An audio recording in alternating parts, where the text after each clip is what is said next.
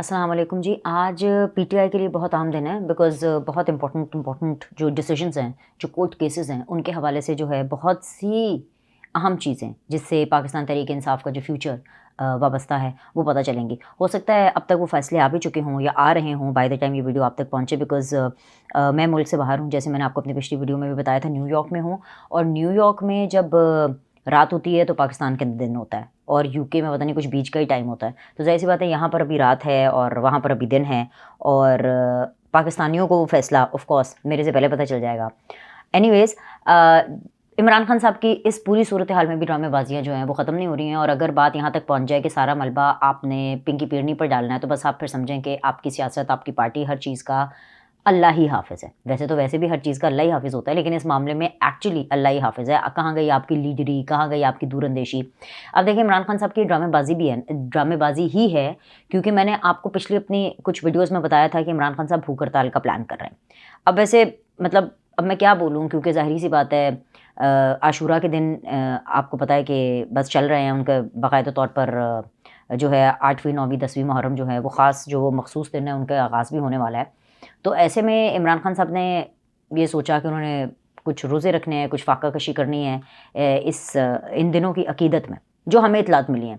तो जब हम ऐसी बात करते हैं ना तो बात बड़ी डाइसी हो जाती है। लेकिन फिर मसला ये है कि वो शख़्स जो कि इस्लाम को नारे के तौर पर इस्तेमाल करे, रिलीजन को एज़ अ कार्ड इस्तेमाल करे और ज़रा इस्लाम को एक टच के तौर पे इस्तेमाल करे अपनी तकरीरों में, अपनी पॉलिटिकल स्ट्रैटेजीज़ में कि ज़रा इस्लामी टच दे दें।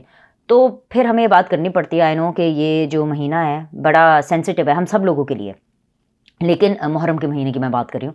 लेकिन इमरान खान साहब ने सोचा क्योंकि जी उन्होंने कुछ मुहर्रम के कुछ रोज़े रखने हैं, तो लिहाजा जो पूरी कौम है वो भूख हड़ताल पे चली जाए।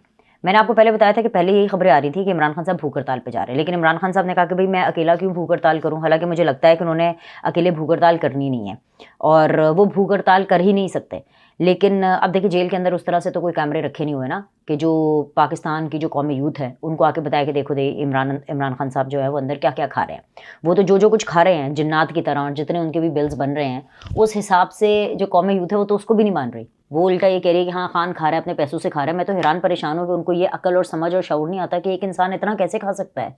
एक इंसान जो अपनी डाइट के बारे में इतना स्पेसिफिक है और ज़िंदगी के अंदर सिर्फ उनका मोटिव सिर्फ डाइट है कि मुझे देसी मुर्गी मिल जाए, मुझे देसी घी मिल जाए, इससे आगे वो इंसान क्या सोचेगा। वो जो कौमी यूथ है, जो उनके फॉलोअर्स हैं, यूथिया ब्रिगेड, मैं ऐसे ही नहीं उनको कहती, वो ये नहीं सोच रहे हैं। वो बस ये सोच रहे हैं हाँ जी बस अब खान खा रहे हैं तो अपनी मर्ज़ी से खा रहे हैं, क्यों ना खाएं, अपने पैसों से खा रहे हैं, एक्सेट्रा एक्सेट्रा एक्सेट्रा। ये सारी बातें टेक्निकली ठीक हो सकती हैं कि जी इमरान खान साहब अपने पल्ले से खा रहे हैं, लेकिन ये बातें फिर उन लोगों को सूट नहीं करती जो ये कहते हैं कि जी मैं भूख हड़ताल करूँगा, जो ये कहते हैं कि जी मैं नेल्सन मंडेला हूँ, और जो कहते हैं कि जी मैं पाकिस्तान का बल्कि या पूरी दुनिया का उम्मत मुसलमा का सबसे बड़ा लीडर हूँ। तो वो ऐसे देसी घी और देसी मुर्गी खा करते जेल के अंदर तो नहीं जो है बनाया जा सकता।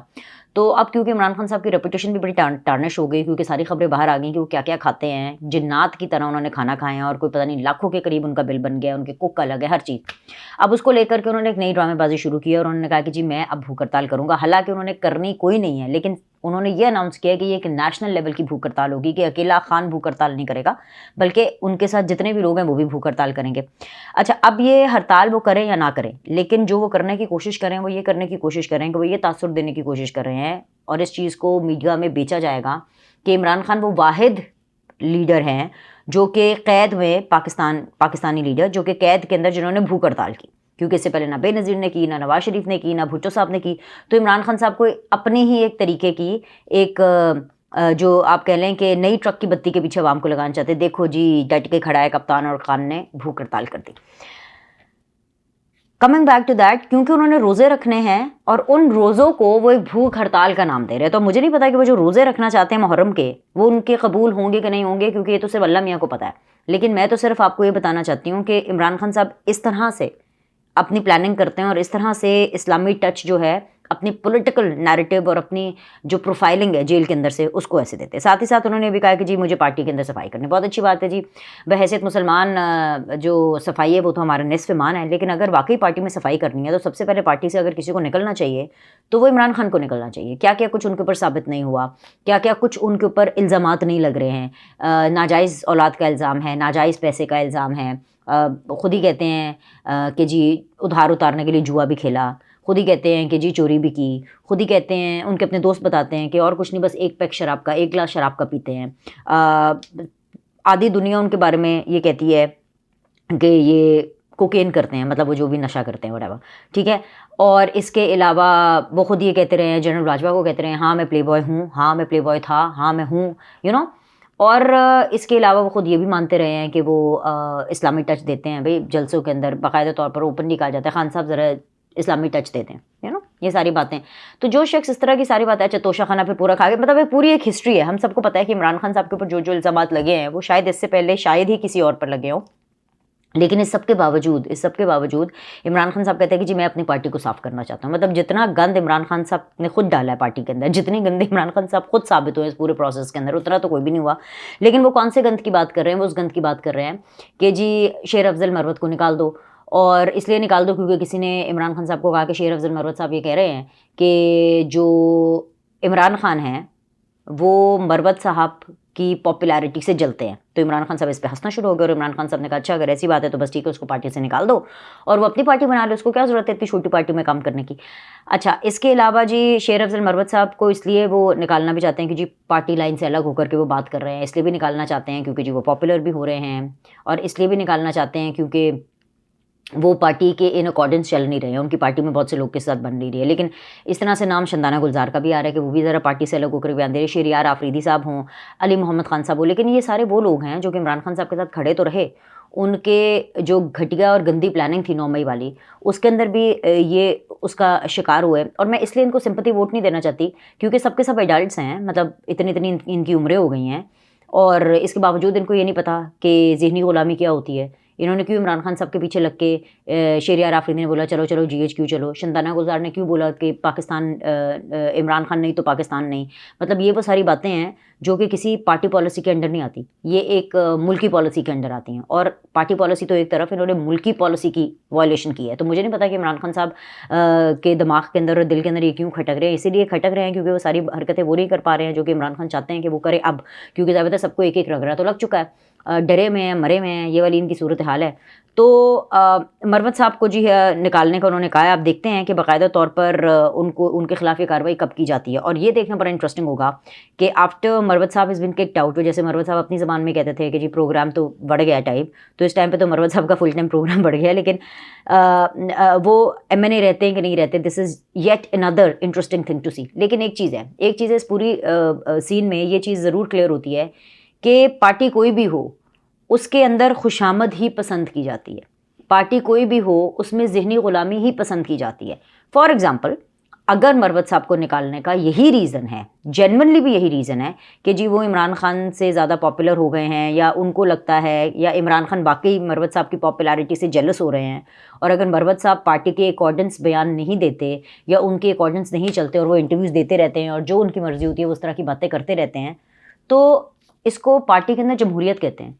इसको एक्सेप्ट करना चाहिए, बजाय इसके कि ये नहीं कि जी अगले बंदे को डिनोटिफाई कर दें, अगले बंदे को पार्टी से निकाल दें, अगले बंदे को शोकास दे दें, या अगले बंदे को ये कहें कि मेरी पार्टी का हिस्सा ही नहीं है। और इमरान खान के ऊपर और PTI के ऊपर ये चीज़ इसलिए सबसे ज़्यादा लागू होती है क्योंकि वो तो सबसे ज़्यादा इस बारे में प्रचार करते थे कि जितनी जमहूरियत हमारी पार्टी में है उतनी तो किसी भी पार्टी में नहीं है। जो नून लीग है उसके अंदर से उन्हीं लोगों की चलती है जो कि शरीफ फैमिली के गुलाम होते हैं। जो भुट्टो की पार्टी है, यानी जो पीपल्स पार्टी है, जो बिलावल की पार्टी है, उसके अंदर से वही लोग चलते हैं जो कि या तो अदी फरियाल तालपुर के गुलाम होते हैं या फिर वो आसिफ अली जरदारी साहब के गुलाम होते हैं, यानी कि गुलामी चलती है। तो ये नैरेटिव सबसे ज़्यादा अगर किसी ने दिया है तो पाकिस्तान तहरीक इंसाफ ने दिया और इमरान खान ने दिया है। लेकिन खुद इमरान खान साहब किस बेस के ऊपर पार्टी में सफाई चाहते हैं ये आप देख लें। हालांकि मैंने आपको बताया कि अगर सफाई होनी चाहिए पार्टी में तो किस बेस पर होनी चाहिए, नॉट इवन इन PTI बल्कि इनफैक्ट एनी अदर पार्टी। अब ज़रा जो सबसे इंपॉर्टेंट खबर है जिसकी तरफ मैं आ रही हूँ वो खबर ये है कि इमरान खान जो हैं वो दहशतगर्द करार हो चुके हैं। इंसदाद दहशतगर्दी की अदालत ने एक 4 सफ़ात पर एक तफसीली फ़ैसला जारी किया है। अगर आप उस फैसले को पढ़ें तो आपको पता चलेगा कि इमरान खान का मुस्तकबिल क्या है। अनकरीब मुझे तो उनका मुस्तकबिल पाकिस्तान की सियासत में नज़र नहीं आता। हाँ, अडयाला में उनका मुस्तकबिल मुझे ज़रूर नज़र आता है। मज़ीद उनकी बिलियाँ बढ़ जाएंगी, उम्र कैद हो सकती है, मज़ीद उनकी जो है सज़ा वो बढ़ सकती है। इतनी जल्दी वो जेल से बाहर से आते हुए दिखाई नहीं दे रहे हैं, क्योंकि बाकायदा तौर पर उस तफसीली फ़ैसले में लिखा है कि 9 मई की जितनी भी अबूरी ज़मानतें हैं वो मनसूख हो गई हैं। जिसका मतलब है कि अगर ये इद्दत वाले मामले में और अगर जो बाकी एक आधा उनका जो भी केस है अगर उसमें उनकी ज़मानत हो भी जाती तो वो बाहर नहीं आएंगे। उसकी वजह यह है क्योंकि उनकी 9 मई की जो मामलात हैं उसके अंदर जितनी भी अबूरी ज़मानतें हैं वो मनसूख हो गई हैं। और उसकी रीज़न ये है कि अदालत ये कहती है और ये अदालत ये मानती है कि इमरान खान ने 9 मई को हुकूमत का तख्ता उलटने की कोशिश की, रियासत को नुकसान पहुँचाया। 7 मई को यानी 9 मई से पहले 7 मई को एक पूरी मीटिंग हुई, वो 15 लोगों की एक मीटिंग थी। उस मीटिंग के अंदर बाकायदा तौर पर ये पूरी प्लानिंग की गई, मुनज़्ज़म प्लानिंग की गई कि अगर इमरान खान को अरेस्ट किया जाता है तो कैसे कैसे क्या क्या सब कुछ करना है। इमरान खान साहब खुद ये कहते हुए पाए गए हैं और इसके सबूत हैं, इसके शवाहिद हैं कि भाई अगर मुझे अरेस्ट किया जाता है, क्योंकि इमरान खान साहब को पहले से पता था, उनको डर था कि इनको कभी ना कभी अरेस्ट कर लेंगे, क्योंकि क्या पता हर बंदे को अपनी करतूतों का पता ही होता है कि मैंने ये काम किया, अब आगे इन रिटर्न ये होगा। और इमरान खान साहब को तो उस टाइम पर ये भी लग रहा था कि 2-3 दिनों में सब ठीक हो जाएगा, क्योंकि वो जिस तरह की पूरी उन्होंने प्लानिंग की है वो ऐसी चढ़ाई करेंगे फ़ौज के ऊपर और इस्टेब्लिशमेंट के ऊपर कि फ़ौज और इस्टेब्लिशमेंट जो है उनके घुटने टेक देगी उनके सामने, और जो इमरान खान साहब चाहते वो होगा, लेकिन वो नहीं हुआ। तो ये मिसकैलकुलेशन इमरान खान साहब से हो गई और तब से जो मामला चल रहा है वो सुधरने का नाम नहीं ले रहा। सो इमरान खान साहब ने जो है उस टाइम पर बाकायदा तौर पर ये मुनज़्ज़म तरीके से प्लानिंग की थी कि उन्होंने अटैक करने हैं फ़ौज के ऊपर, उन्होंने पर्सनल स्पेसिफिक होकर के अटैक करना, उन्होंने फ़ौज के अंदर बगावत करानी है, उन्होंने पाकिस्तान के अंदर बगावत करानी है, उन्होंने इस हुकूमत के ख़िलाफ़ जो है वो बगावत करानी है। जब एक इंसान इतना ख़तरनाक और इतने बुरे तरीके से जो है वो पाकिस्तान के बारे में सोचे, अपनी फ़ौज के बारे में सोचे, सिर्फ़ इसलिए ये मोटिव बहुत ज़रूरी होता है, सिर्फ़ इसलिए क्योंकि वो मुल्क के वज़ीर आज़म नहीं हैं, तो आप थोड़ी देर के लिए सोचने पे ज़रूर मजबूर हो जाते हैं कि आप एक ऐसे इंसान को, एक ऐसी सोच रखने वाले इंसान को कैसे फॉलो कर सकते हैं। वोट देना तो बहुत दूर की बात है, आप उसकी बात भी कैसे सुन सकते हैं। सो ये तो सिर्फ मैं यही कहूँगी कि ये तो यूथियास को सोचना चाहिए, कौम यूथ को सोचना चाहिए कि उनके जो अकल दिमाग हैं वो किधर हैं और क्या सोच करके वो इनको सपोर्ट या इनको जो है वो फॉलो करते हैं। और आखिरी चीज़ ये कि लतीफ़ खोसा साहब, जिनकी वजह से पूरे ख़ान परिवार में, पूरे नियाज़ी परिवार में लड़ाइयाँ हो गई, इतलात के मुताबिक वो ये कहते हुए पाए गए हैं कि पार्टी जो है उसको तबाह बर्बाद बुशरा बीबी ने किया। बुशरा बीबी के एक ख्वाब ने पूरी पार्टी को नस्तो नाबूद कर दिया है, क्योंकि आपको पता है इमरान खान साहब का अकीदा जो है ना वो थोड़ा कमज़ोर है। इसको कमज़ोर ही अकीदा कहेंगे, क्योंकि जो शख्स हर अपनी पॉलिटिकल मूव ख्वाबों की ताबीर से करे और जादू टोने की बेस पर करे तो वो कमज़ोर अकीदा ही होना होता है। ये एटलीस्ट मैं तो इसको यही कहूँगी। अगर आपको इसका कोई और लफ्ज़ या कुछ और टर्मिनोलॉजी समझ में आती है तो ज़रूर मुझे कमेंट में लिख करके बताइएगा कि अगर ये कमज़ोर अकीदा नहीं है तो क्या है, कि आपको ऊपर वाले की ज़ात पर यकीन नहीं है, लेकिन आपको ये यकीन है कि पिंकी पीरनी जो ख्वाब देखेगी वो ठीक होगा। पिंकी पीरनी कहेगी कि एन से चीफ मिनिस्टर पंजाब होना चाहिए तो आप उस्मान बुज़दार को लगा देंगे। पिंकी पीरनी कहेगी एन से सदर पाकिस्तान होना चाहिए तो आप आरिफ अलवी को लगा देंगे। और फिर इसी तरह पिंकी पीरनी कहेंगी कि सीन से अगर कोई पार्टी शुरू होती है तो आप उसमें शामिल हो जाएँ, और फिर सुन्नी इत्तेहाद काउंसिल के अंदर जो है बाकायदा तौर पर ये कहा जाएगा कि जी हम शामिल होना चाहते हैं। हालांकि तब ये पूरी ड्रामेबाजी है जो इमरान खान साहब कर रहे हैं ना, कि जी हमें ये चाहिए तो हमें वो चाहिए, हमें रिजर्व सीट्स भी चाहिए, ये सारी चीज़ें। आप अपने आप को पॉलिटिशियन कहते हैं, आप अपने आप को बहुत बड़ा, आप तो अपने आप को नवाज शरीफ, जरदारी, भुट्टो, बेनज़ीर, इन सबसे बहुत बड़ा समझते हैं। तो आपको क्या इतनी अकल समझ नहीं थी? आपके लोगों ने, आपकी लीगल टीम ने, या आपने इतनी स्टडी नहीं की? जेल में फारिग तो बैठे होते हैं, वेले तो बैठे होते हैं। नेल्सन मंडेला की आपने किताब क्या पढ़नी है? आप पहले ये तो पढ़ लेते कि अगर आप सुन्नी इत्तेहाद में ज्वाइन करते तो आपको रिजर्व सीट्स मिलती कि नहीं मिलती। सो जो शख्स इतना अनअवेयर है और इतना केयरलेस है और ना उसका कोई विजन है, ना उसकी कोई दूरअंदेशी है, उसने पार्टी क्या चलानी है। खैर मुझे पार्टी की तो रत्ती भर परवाह नहीं है। सियासत के हवाले से और जमहूरियत के हवाले से ज़रूर एक तशवीश होती है कि इमरान खान साहब ने पाकिस्तान की सियासत को और जमहूरियत को बहुत ही कमज़ोर और बहुत ही पीछे धकेल दिया है। बट क्या कर सकते हैं, ये उन्होंने बाई चॉइस किया और उनके चाहने वालों ने इसके ऊपर जो है मिनवन इसको तस्लीम किया है। तो लतीफ़ खोसा साहब ने कहा कि मैंने इमरान खान साहब को कहा भी था कि भाई हम सुन्नी इत्तेहाद काउंसिल में नहीं शामिल होते, अब हमारा बहुत मुश्किल मामला हो जाएगा।